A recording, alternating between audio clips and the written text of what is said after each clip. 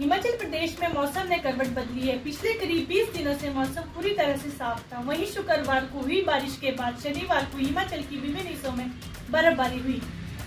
हिमाचल प्रदेश के विभिन्न हिस्सों में शनिवार को सुबह से ही बारिश हुई, जिसके कारण तापमान में गिरावट दर्ज की गई है। वहीं शिमला सहित ऊंचाई वाले क्षेत्रों में इस दौरान बर्फबारी भी हुई, जिसके कारण मौसम एक बार फिर ठंडा हो गया है और तापमान में गिरावट दर्ज की गई है।